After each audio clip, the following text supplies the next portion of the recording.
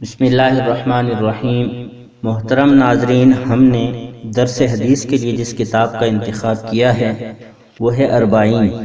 یہ امام نووی رحمۃ اللہ علیہ کی کتاب ہے، اور آج کی اس ویڈیو میں اس کتاب کا تعارف پیش کرنا مقصود ہے، کیونکہ کتاب کا تعارف اور اس کی حیثیت جب معلوم ہوگی تو اس کتاب کو پڑھنا اور اس کو سمجھنا، اس کا شوق اور جذبہ انسان میں پیدا ہوتا ہے۔ تو امام نووی کی جو یہ کتاب ہے اربعین، یہ در حقیقت ایک حدیث پر عمل کرنے کے لیے لکھی گئی ہے، اور وہ حدیث یہ ہے: من حفظ علی امتی 40 حدیثا من امر دینہا بعثہ اللہ فقیہا عالما۔ فرمایا کہ جو شخص میری امت کے دینی فائدے کے لیے 40 حدیثیں حفظ کر لے، ان کو محفوظ کر لے، تو اللہ تبارک و تعالیٰ قیامت کے دن اس کو فقیہ اور عالم بنا کر اٹھائیں گے۔ اب یہ حدیث جو ہے الفاظ کے تھوڑے اختلاف کے ساتھ تقریباً 13 صحابہ سے منقول ہے، تاہم یہ بات یاد رہنی چاہیے کہ ملا کاتب چلپی رحمۃ اللہ علیہ نے لکھا ہے کہ محدثین کا اس پر اتفاق ہے کہ یہ حدیث ضعیف ہے، اگرچہ یہ مختلف طرق سے اور مختلف طریقوں سے منقول ہے لیکن ضعیف ہے۔ اور یہی بات اس کے متعلق حافظ ابن حجر عسقلانی رحمۃ اللہ علیہ نے بھی لکھی ہے، اور اسی طرح علامہ نووی رحمۃ اللہ علیہ نے بھی لکھی ہے۔ ہندوستان کے عظیم محدث علامہ مولانا حبیب الرحمن اعظمی رحمۃ اللہ علیہ لکھتے ہیں کہ یہ حدیث بالکل جعلی اور موضوع نہیں، صرف ضعیف الاسناد ہے، اور چونکہ اس کا تعلق کسی چیز کے حلال یا حرام ہونے کے ساتھ نہیں ہے، بلکہ اس میں ایک ایسے کام کے کرنے کا ذکر ہے جس کو کیجئے تو ثواب، نہ کرے تو کوئی گناہ نہیں ہے۔ اور محدثین کا اصول یہ ہے کہ فضائل میں وہ ضعیف روایت چل جاتی ہیں، اسی وجہ سے بڑے بڑے ائمہ نے، حفاظ حدیث نے اربعین کے نام سے کتابیں لکھی ہیں۔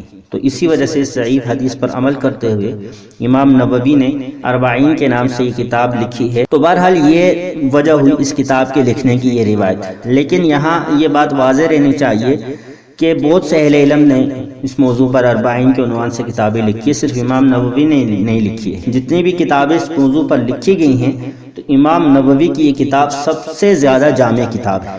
چنانچہ استاد محترم شیخ الاسلام مفتی محمد تقی عثمانی صاحب دامت برکاتہم العالیہ لکھتے ہیں کہ اس کتاب کی خصوصیت یہ ہے کہ علامہ نووی نے کسی ایک موضوع پر 40 احادیث جمع کرنے کے بجائے ایسی 40 احادیث کا انتخاب کیا ہے کہ جس میں دین کے اصول اور فروع سے متعلق جامع قواعد بیان فرمائے، لہٰذا اس کے مطالعے سے دین کے بیشتر گوشوں پر تعلیمات نبوی کا خلاصہ انسان کے سامنے آ جاتا ہے۔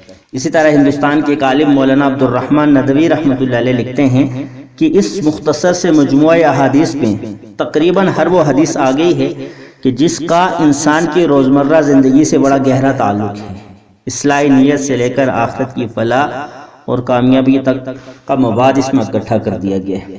اور خود امام نووی رحمۃ اللہ علیہ نے اپنی کتاب کے مقدمے میں لکھا ہے: میرا یہ خیال رہا کہ اربعین کی ایک ایسی کتاب ترتیب دوں جو تمام موضوعات کو محیط ہو، شامل ہو، لہٰذا میں نے اس کی ترتیب پر اللہ تبارک و تعالی سے استخارہ کیا، اور یہ 40 حدیثیں ان تمام موضوعات پر ترتیب دی ہیں۔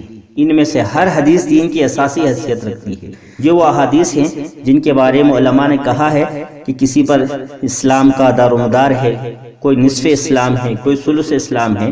اس کے علاوہ اس مجموعے میں امام نووی نے اس بات کا بھی خیال رکھا ہے کہ جو احادیث لائی ہیں وہ صحیح ہیں۔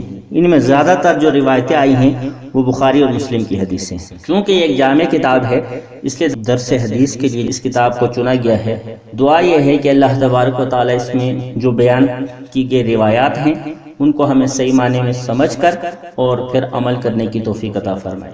آخر میں گزارش یہ ہے کہ مزید اس طرح کی ویڈیوز کے لیے ہمارے اس چینل تعلیم اسلام میڈیا کو سبسکرائب کر لیں، اور اس ویڈیو کو اپنے دوستوں کے ساتھ شیئر کریں۔ شکریہ۔